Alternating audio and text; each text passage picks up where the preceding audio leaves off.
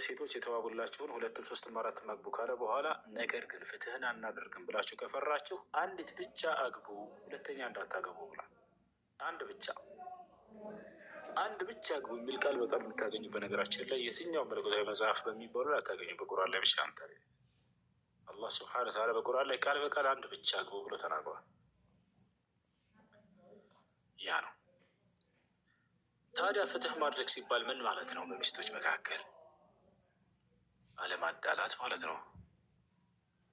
በምንድን ነው ሰውየው ፍትህ እንዲያደርግ የተፈለገው ታዲያ ከተባለ በሁለት ነገር ነው። ሶስተኛውን አትችሉትም ተብሏል።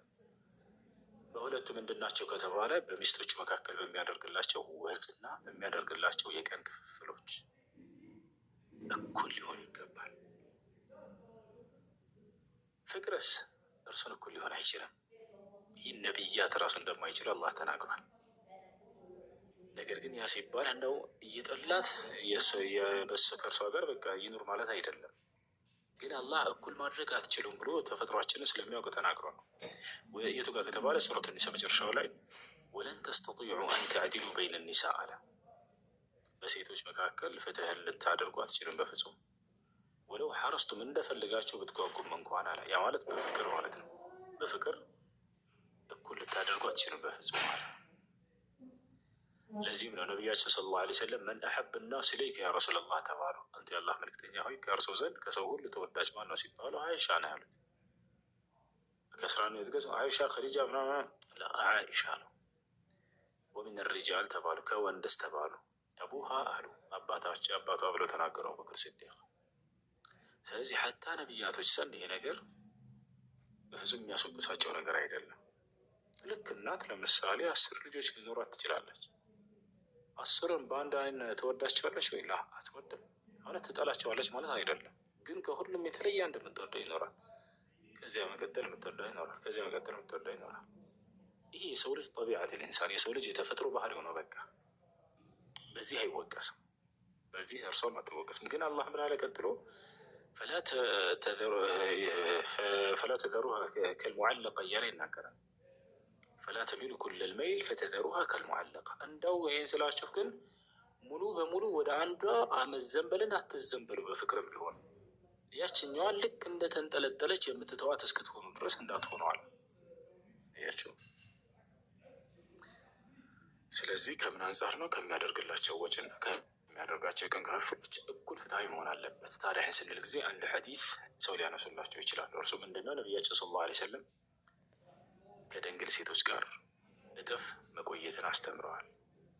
ድንግል ያልሆኑ ጋር ደግሞ ትንሽ ከዚያ ግማሽ። ይሄ ኢፍትሃዊነትን አያሳይም ወይ ልትሉ ትችላላችሁ። ነቢያችን ሰለላሁ ዐለይሂ ወሰለም ከድንግል ሴት ጋር እጥፍን እንዲቆይ ያዘዙበት ምክንያቱም ይቺ ድንግሊቱ ከዚህ በፊት ከወንድ ጋር በፍጹም ተቀምጣ አታውቅም። መለማመድ ያስፈልጋታል ከዚህ ከባሏ ጋር። ስለዚህ እጥፍ ቀን የተሰጣት ለዚያ ነው። ያችኛዋ እስከተባለ ያቺ ለምዳለች ከዚህ በፊት ከሰው ጋር በትዳር ሰኑራ ስላየች ከዛቻው አትጨናነቅም። ይችኛዋ ግን አዲስ ነች። ስለዚህ የችኛዋ ራሱ የድንግልናዋ ጊዜ ካለቀ በኋላ ልክ እንደነዛኞቹ እኩል የሆነ ቀናቶች ይሰጧቸዋል። እነሱ ዛቻው አይደል እኩል የሆነ ቀናት ይሰጣታል። ግን ይቺ ድንግልናዋ ከሱ በፊት ሌላ ማንንም ወንድ አታውቅም። ይችላል ከቤተሰቧም ገና ተለይታ እየመጣች ነው። ድንግል ሆናችሁ ባላችሁ ጥሏችሁ ቢሄድ ምንድን ነው የሚሰማችሁ? ከባድ ነው አይደለም? ስለዚህ ለዚያ ነው እንጂ እንደ ሁል ጊዜ ችኛዋን እጥፍ ቀን ተሰጧት ለዘላለም ከዚያችኛዋ ጋር ግማሽ ቀን ይኑር ማለት አይደለም። ያ ነው። እሺ። እና እንዴት አወቃችሁት? ሁላችሁም ሳቃችሁ ሳይጀማ በጌታ ሰብ እሺ። ተሽኮረመም ኡስታዝ ቀጥልበት። ጥሩ ትምህርት ነው። ቀጥልበት። ሪኮርድ ያደረጉ ነው። ቀጥልበት። ደስ ይለ የሁላችን ትምህርት ነገር ነው። ጀዛከላህ። ሰው ተመችቶታል። በቃ እሺ፣ ይቀጥላሉ። እሺ፣ መርሐባ። እሺ። እና አሁን ማሳወቅ አለበት ወይ ሁለተኛ በሚያገባ ጊዜ ወደሚለው እንምጣ። ወይስ ደብቆ ማግባት ይችላል በሚለው በደንብ አዳምጡ። ደብቆ ማግባት አይችልም። ታዲያስ ማሳወቅ አለበት። ማስረጃ جاء رجل إلى النبي صلى الله عليه وسلم وقال يا رسول الله አንድ ሰው ወደ ነቢ ሰለላሁ ዐለይሂ ወሰለም ጋር መጥቶ እንዲህ አላቸው፣ አንቱ የአላህ መልእክተኛ ሆይ አነ ተዘወጅት አላቸው፣ እኔ ኒካ አስር ያለሁኝ ወላኪን ማ አዕለንቱ አላቸው፣ ነገር ግን ያንን በገሃድ አላወጣሁትም ድብቅ አድርጌዋለሁ አላቸው።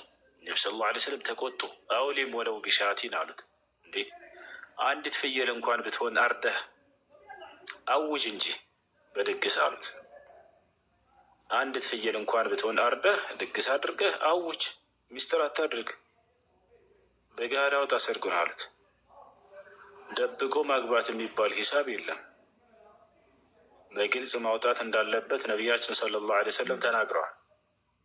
የዛኔ ልትሰማም ትችላለህ፣ ልትሰማም ትችላለህ፣ ግን ያንን ማድረግ አለብህ። እንዳውም እኔ መናገር አለባቸው ነው የምለው። ለምን ከተባለ በዚያ ዘመን በነቢ ሰለላሁ ዐለይሂ ወሰለም ዘመን የነበሩ ሴቶች እሺ ኢማናቸው ጠንካራ ስለሆነ ይሄ ነገር ቢሰሙት ከዚያ በኋላ ምንም ላይ መስላቸው ይችላል። ለምን እንደሚያገቡ ሰሓቦቻቸውንም ስለሚያውቁ።